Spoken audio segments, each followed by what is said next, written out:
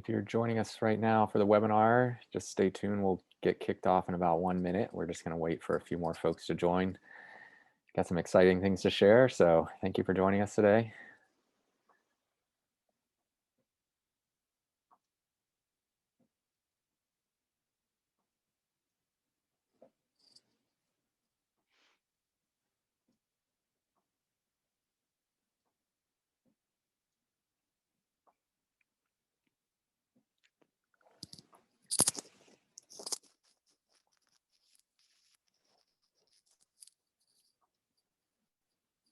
Give it about 1 more minute for a few more folks to join. Thanks for joining us. If you're just now dialing in, just give it about 30 more seconds and we'll kick off with some exciting new features.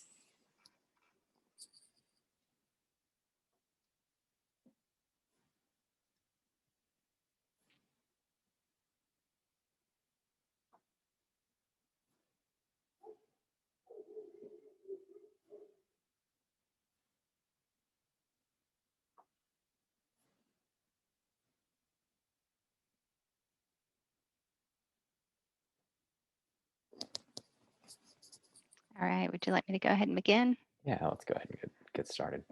All right.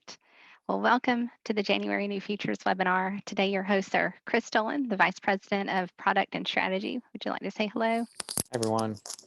And Haley Whitworth, I'm the Director of Training. We're glad you guys can join us. We have some exciting things to cover. So let's go ahead and have a look at our agenda. You'll be hearing about updates and new features on the web side first, and then we'll move over to mobile.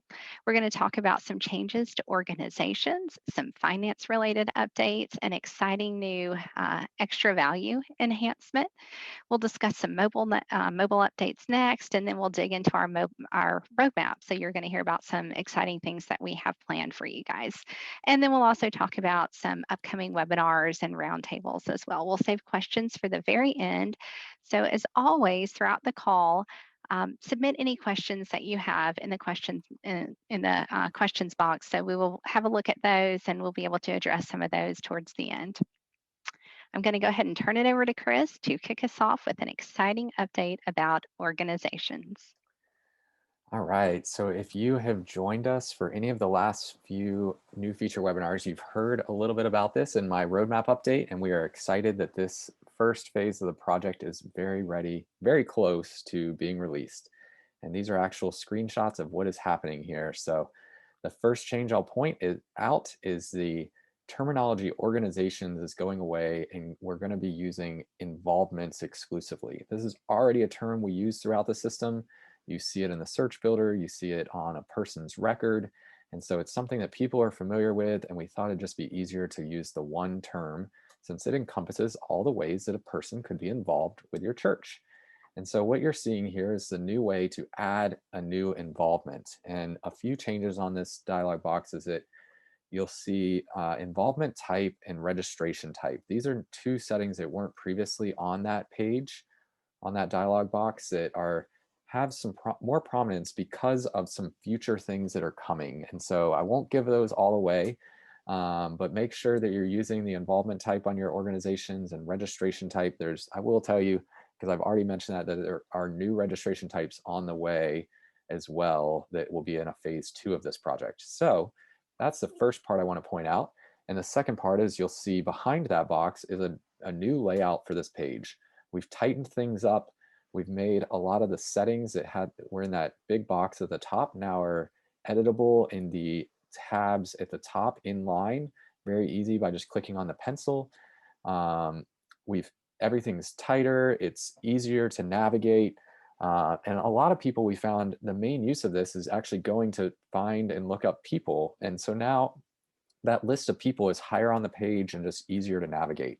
A few other things that I'll point out is the display box in the upper right hand corner allows you to actually set what you see about those people in the different involvements, and it will save those settings to your user so that when you switch between different involvements, it will keep that view for all the different involvements that you're looking at. And you'll notice we added photo there as one of the options, which will hopefully encourage the use of people uploading the photo, especially since that's such a prominent thing in the mobile app and a great feature. And we're seeing lots of people logging into the app and updating photos. So that'll allow leaders and staff to get to know the people that we serve better. A few other things to point out on the left-hand side, the checkboxes, we rearranged a little bit of how that works. We moved some of the advanced features like sort checked items and advanced filter down into there so it wasn't as prominent, but it's still there. And we added um, a new layout on that to make it a little easier to use, we think. And you can see that you can now select people and easily drop or update members there. On the right-hand side of the page as well, under actions, you'll see three new icons. One is for dropping somebody. The middle one is for updating a person. You no longer click on the member type. You'll click on that little pencil button, which is used throughout the system. And then the third is to tag people. You can easily add people to the tag, and the tag actually changes color to notify you that you have selected that person. Um, One other thing I wanted to point out is that the meetings page also got a new layout. We tightened things up on this as well. We did some inline editing, and now you can switch between meetings very quickly and easily if you're going in and adjusting or taking attendance for different meetings on the same organization. So those are some features that are in final testing right now and should be rolling out sometime in the next week or two. So we're really excited to be showing those off and hope that you will enjoy the new layouts. The next thing I want to point out is a new kind of smaller feature. Several churches have kind of discussed the need for this, and we actually had one church step forward to help sponsor this, and we're really excited to be supporting multiple merchant accounts now. You may be asking, why would somebody want to do that? There's three main reasons that we've found. One is if you have different campuses or locations that might want to separate their finances and have separate bank accounts, you can now have the giving or the online registration monies that are collected go into separate merchant accounts. You can also, we've seen churches that might have a nonprofit that's attached to them and might take giving or do events through TouchPoint for that nonprofit. And so this would be another great use case, or other special events that you might want to have a separate merchant account. This is only supported on Transnational, the MyWell program through Transnational, and it does work on online giving and online registrations. There'll be more information in a blog post coming out about this shortly, so keep an eye out for that, but it's live and available to be turned on and used. So Haley, why don't I turn it back up to you? All right. We released a new extra value type called HTML editor. What we see here on the screen is our familiar CK editor that's found in many places throughout TouchPoint. Now we're able to store images, non-sensitive documents, anything that would be helpful inside of an extra value. So we're looking at an example of storing the results of a personality assessment on a people record by way of an extra value. We have a new report available from inside of the Reconcile report. So we're looking at the Reconcile report from inside of the transactions log. The totals will become links, making this report interactive like many of our other finance reports. So clicking on one of those links is going to bring up this view. So this breaks out the details of the batch so that we can see not only the dollar amounts that make up the batch, but what those dollar amounts are associated with. So whether it be a contribution to a particular fund or a payment towards a registration. From here, we've also got several interactive links that will take us to a people record, to the transactions log, and to a bundle. We've made a few updates to recurring pledges. The recurring pledge will now appear on the pledger's spouse, so on their record if the two are jointly giving. So we're currently looking at Lois Lane's pledges found under her giving tab, and we can see that she has pledged $30 to go to the annual fund on a monthly basis. And as we look at Clark Kent's giving tab as well, we find the same information because they're jointly giving. The same goes for the giving page. The pledger's spouse will be able to see each other's information on the pledges summary section of the giving page. Along with recurring pledges comes the need to indicate a start date for the pledges to begin. So this will be specified on the fund page as we see here. So funds for pledging on the giving page that have a pledge start date in the future will be able to be pledged to on that start date or later. So pledges with a future start date won't process pledges until that date. Current pledge funds will have pledges processed on the first of the specified schedule. So, whether that be the first day of the week, of the month, of the quarter, or of the year. The last update that we have made for recurring pledges is regarding the pledge balance. So, we will only indicate the base amount, not incorporating the fee when the donor is opting to cover the fees. For churches that don't have our custom branded mobile app, our free app has been updated with some additional features. So the app now has a similar look and feel to our custom branded mobile app. So with this update, the free app includes features that would be useful to congregants in addition to the powerful role-based tools that we've already had in place for our staff and our lay leaders. So the app has a new logo and it adds several features, the ability to view your profile photo and upload a new photo. Users can edit their profile information. If users' devices are set to Spanish or Chinese, the app will translate into one of those languages. The app now includes the giving summary, the detail, and then PDF statements for any person that's made a gift that year. And it also includes links to make a one-time gift. They can set up their recurring giving or manage their giving state preferences. Staff and lay leaders can now take attendance by scanning a QR code. And users no longer need to use use a username and password to log in. They can simply enter their email address, and a 6-digit code is going to be securely sent to them so that they can log in. All right, I'm going to turn it over to Chris now to talk about some items that you're going to see in the next mobile release. Yeah, so we are very close to wrapping up the testing on this final release, and we might actually be releasing this as early as Monday. Really excited about three new features that we're rolling out. So you've heard over the last several months about the new ticketing feature that we rolled out in the fall. This new release will have the ability for you to scan the QR codes on those tickets that can be completely customized for your church, and this will take attendance on the back end of it. So really excited about that. The next thing in the middle is you're seeing our giving page. So we are now going to be supporting deep linking for the new giving pages in the mobile app. And if you've been on one of these webinars, you've heard me say this before, and I will say it again. If you're not using deep linking, you should consider using it. It's an extremely powerful feature. It takes somebody to the mobile app if they are on on a mobile device, and it will take them to the web browser if they're not on a mobile device.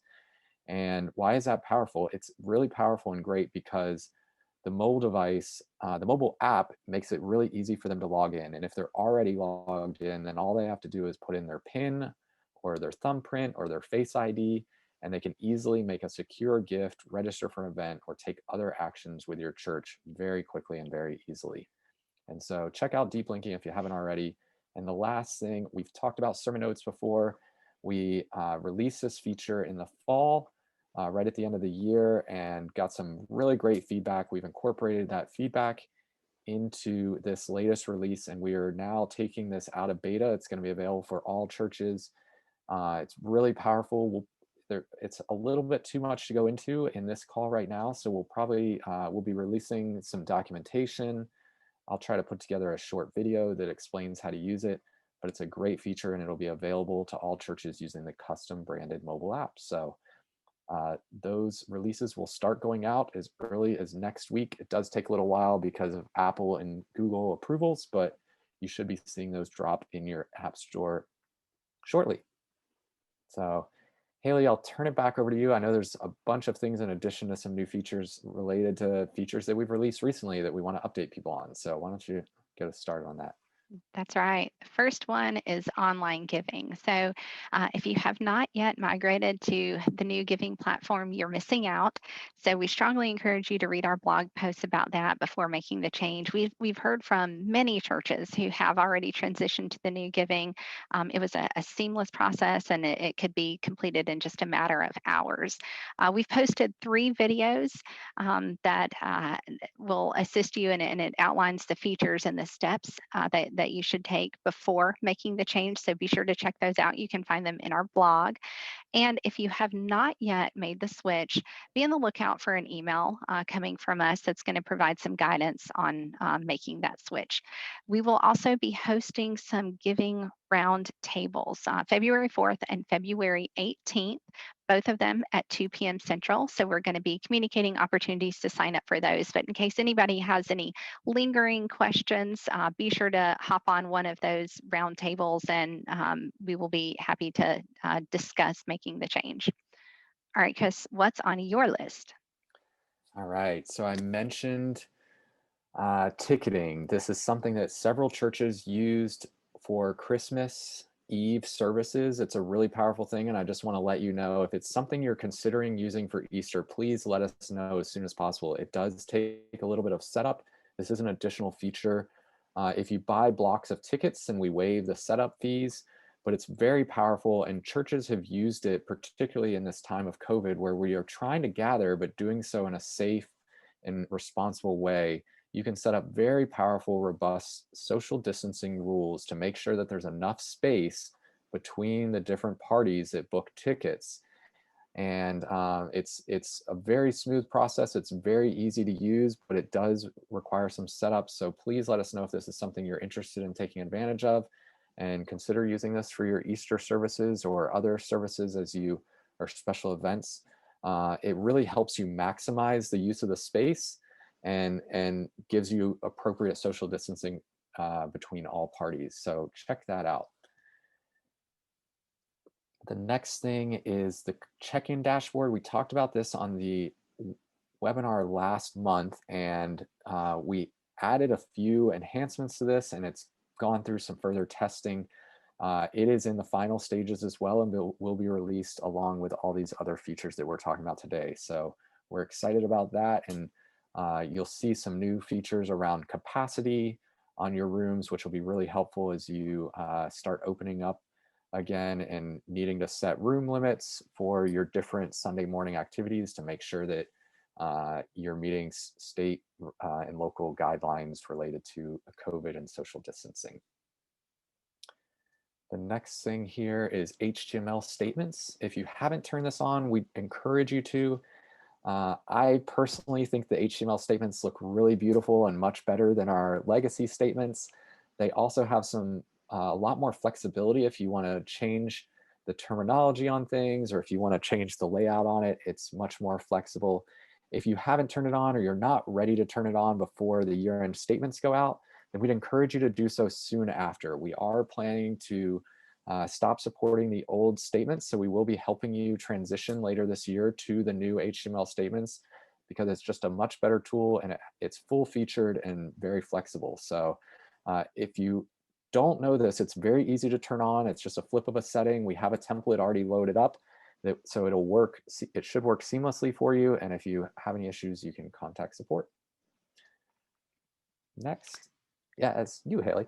All right. So, as you may have noticed and read about in our blog, the volunteer sub tab has moved. It used to be on the ministry tab, and it is now on the involvement tab. This is in preparation for our greater project regarding tasks and contacts that we are working on right now. So, the contents of the volunteer tab have been slightly modified for ease of use and accessibility, since the standard extra values on this tab are visible to everyone with the access role, minus those with org leaders only. If there are extra values that should have limited viewing, then you can set that to limit to a role for that individual extra value. We have also renamed two of the roles related to volunteer background checks, so be sure to check out our blog for more information on that. As you can see on the screen, storing extra values related to a volunteer's spiritual gifts, for example, this might live here now. We believe that there is quite a bit of flexibility associated with the extra values that are on this tab, and we're excited to see how you guys begin to use them. In case you missed our blog, mobile friendly system generated email templates have been released. We have preloaded editable email templates on all of the databases to replace the current system generated emails. The new templates use the mobile responsive email builder, and they can be found under the administration menu. So if you go to special content, email templates, and then just filter for system email templates, so filter for that role. You can customize them by adding your own logo, your colors, your branding. Be sure to delete any, or rather, not delete any of the necessary replacement codes that we have there. And then you can activate them by removing the word draft. That's in the template title, and then you'll just want to save that. But don't remove any other words in the title, just the word draft. Once you remove the word draft, the template is going to be immediately active for system use. So just be mindful of that. We encourage you to go ahead and get these set up today. So go ahead and customize them and configure them for your church today. You can see listed here, we've got several of the email templates that have been updated, but be sure to check out the recent blog for a full list and also to see a video demonstrating how to update those templates. Also, just while we're talking about this, I want to make a quick shout out to the support team. Of course, we're also very thankful for them. They really listen to your ideas and think through creative ways on how to implement those. And we're excited to be able to share two examples of that. So the first one is right here with the system generated email templates. Dania really took this project and ran with it. And also we saw earlier the Reconcile report mentioned, and that was the one that Mike, he really took that one and ran with it. So way to go, guys. All right, Chris, what is on the roadmap? All right. As promised, I each month will give you a glimpse into what is coming. So, on the web front, there's a few things that you've heard about already that I'll be happy to talk more about. So, new registration types. One of the ideas is here is if you have a registration type, say for a mailing list, it might have different features or settings that are turned on and off. It doesn't need meetings. It doesn't need certain settings around check-in, things like that. And so we're going to be creating new registration types over the next couple months that will create just more streamlined and easier registrations for folks. And we're just really excited about that and some of the opportunities that are coming up with that. The next thing, task and contacts and notes is underway. Very excited about the way that's shaping up, and you'll hear more and start to see some things in the coming weeks and months related to that. And yes, this one I know people are very excited about. We've gotten a lot of requests. Haley has been speaking to lots of churches and getting feedback. We've really been diving into this project on the volunteer calendar. We have really great notes and specs coming together on that and are very excited to get started on development on that very soon. It's a big feature that we're planning a major overhaul to our existing calendar. In fact, it'll be a completely separate thing and be very powerful and multi-layered. So very excited about that. And I imagine many of you all are as well. On the mobile front, oh, and more, of course, there's things that I can't talk about, and some of those you'll see next month. So make sure you stay tuned every month for the new features webinar. Here's a few on the mobile front, and there's even more that I'm not going to share on that as well. But status flags are going to be visible in the people search, add to contacts. This is the ability for, if you're looking in the people search, you'll be able to download a contact information and add that to your contacts either in iOS or Android. And then task and notes is getting a refresh on the mobile side as well to match a lot of what we're doing on the website. And I wish I could share everything. There are some really exciting, cool things, but I got to leave some surprises. So I'll just leave you with that. And I think Haley's got some upcoming events. That's right. You heard me mention earlier that we're going to have some roundtables for online giving. We've got two scheduled for next month. And then later in the month, we're going to be gathering again for our new features webinar. So these new features webinars, they occur monthly. So mark your calendar for February 25th. All right. And let's see if we've got some questions. Um, one question here is about subscribing to the blog. We have mentioned the blog several times. So if you're in your database, you'll click on TouchPoint News, and that will take you to our blog homepage. And then clicking on any one of those blog posts will bring up the opportunity to subscribe on the right-hand side. You can just enter in your email address and stay in the loop on all of these updates. And someone's asking about a recording of the webinar. So yes, anybody that registers for the webinar, the same email address you use to register will, you'll get a follow-up email with a link to see the recording of this webinar. If you missed anything, if we talk too fast, if you want to go back and watch things or share it with your teammates, you can do that. It will also be posted to our blog. We post a new features webinar after it's been recorded the next week to our blog so that your staff and other folks can watch that as well. Somebody had asked about deployment on the involvements rename. So we actually, we do multiple phases of testing for that. And the last phase of that is regression testing. And it was just merged into our regression testing branch where, so that is starting today. It usually takes a few days up to a week to do regression testing. So it could be as early next week, or I'm expecting that it will be sometime towards the mid or late next week for the involvement changes to be rolled out, as well as many of these other things that you're seeing here as well.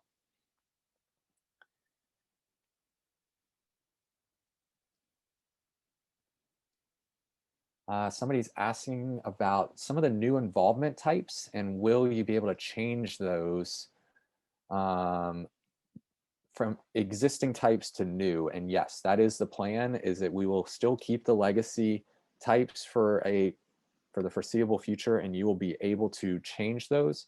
It will just turn off certain things. So if you did have meetings on those, you wouldn't be able to see those. They might be hidden, but those database tables will technically still be there in the background. Um, and you'll see the new layouts and much more streamlined. Um, Somebody's asking about volunteer calendar updates and the time frame on that. Right now, we are in the spec phase on it. It is moving along very well, and we have. I'm very encouraged by the way that's going. You'll have to. I'll be giving more updates as we move forward. It's too early right now in the process to tell you, but it is a high priority. It is on the roadmap for this year that we've committed to before the summit, and we're wanting to get it out as soon as possible, but you'll need to check back and we can give you more updates in future new features webinars.